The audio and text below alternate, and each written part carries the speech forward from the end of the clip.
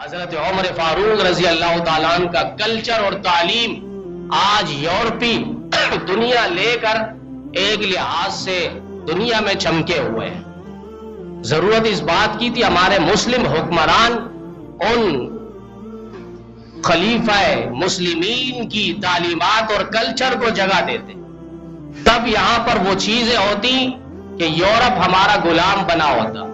آج ہمارے حکمران در در کی چاکیداری کر رہے ہیں اور در در پہ ایک لحاظ سے اپنے ناک اور پیشانی کو رگڑ رہے ہیں۔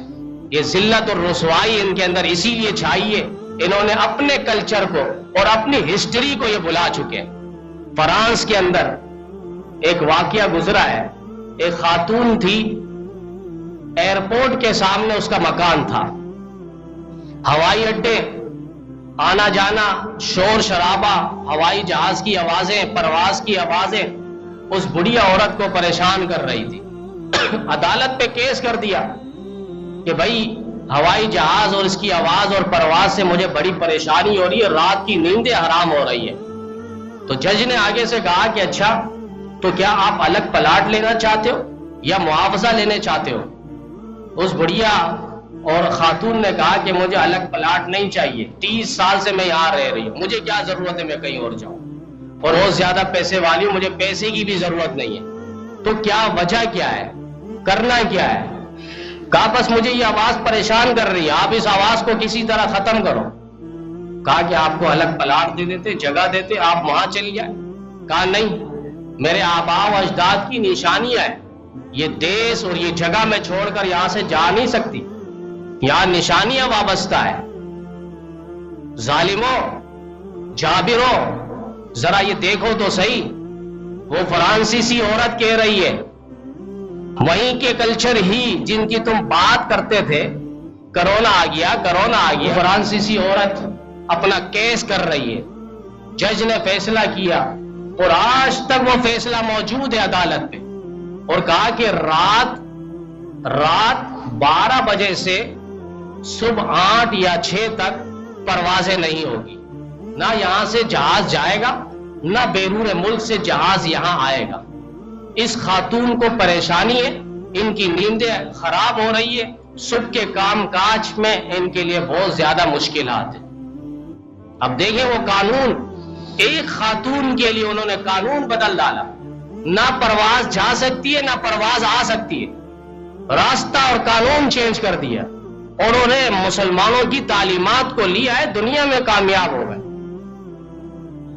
آج مسلمان ہے، اپنی مذہب کی تعلیمات کو ٹھکراتا ہے، دکان میں لکھ دیا، ایک ریڈی والا لکھ دیتا ہے کوئی چیز لے لے واپس نہیں ہوگا، یعنی خریدی ہوئی چیز واپس نہیں ہوگی۔ اور وہاں باقاعدہ حضرت مولانا پیر ذوالفقار صاحب فرماتے میں ایک ریاست پہ گیا اور وہاں میں نے باقاعدہ ایک بہت بڑی مارکیٹ، ایک شہر کے برابر مارکیٹ ہے، اور وہاں سے چیز لینے کے بعد واپس ہو رہی ہے۔ ہمارے کسی عزیز نے چیز لی اور گھر پہ 1 مہینہ استعمال کیا، کسی نے کہا کہ یہ چیز تو پائیدار نہیں ہے، کہا کوئی مسئلہ نہیں، اس کو واپس کروا دیں گے۔ حضرت پیر ذوالفقار صاحب کہنے لگے آپ 1 مہینہ استعمال کیا، کوئی مسئلہ نہیں، واپس ہو جائے گی چیز۔ گئے وہاں پر اور لائن پر قطار 2-4 ایسے شاپ انہوں نے بنائے کہ وہاں پر صرف واپس لینے کے لیے انہوں نے لوگ بٹھائے تھے، اور کسی نے کہا کہ مجھے یہ چیز سمجھ میں نہیں آئی، کسی نے کہا مجھے لگتا ہے کہ میں نے یہ چیز مہنگی لے لی ہے، کسی نے کہا مجھے اس کی کوالٹی کے بارے میں سمجھ میں نہیں آ رہی۔ پھر ان کا نمبر آیا، انہوں نے واپس کی، لیکن پوچھتے ہیں کہ آپ کیوں، وجہ کیا ہے، کس لیے واپس کر رہے ہیں؟ اب وہ جو چیز لے گئے تھے اس کے اندر وہ چیز میں کچھ چیزیں بھی کمی رہ گئی تھی، ڈھکن وغیرہ کوئی ایسی چیزیں وہ رکھ کر گھر پہ چلے گئے۔ دکان والے نے کہا کوئی مسئلہ نہیں، انہوں نے واپس پیسے دے دیے۔ ان سے بعد میں پوچھا کہ آپ یہ چیزیں واپس لیتے ہو، آپ کو نقصان نہیں ہوتا؟ کہا نقصان کا، دن میں لوگ ہزاروں لوگ آتے ہیں، شاپنگ کر کے یہاں سے جاتے ہیں، اور ہزاروں میں 1 کا 2 کا یا 10 بندے آتے ہیں واپس کروانے کے لیے، اور یہاں لوگ اتنے بیزی ہے کہ وہ چیز لے کر واپس آتے بھی نہیں، اتنے مصروف لوگ ہیں۔ اب آپ دیکھیں دنیا میں انہوں نے نبی علیہ السلام کی تعلیم، اسلام کی تعلیم کو لے لیا، اللہ تعالیٰ نے انہیں دنیا کے اندر کچھ چمک دکھا دی، وہ تھوڑے کامیاب ہو گئے، آخرت میں تو ان کا کوئی حصہ نہیں ہے جب تک ایمان نہ لائے۔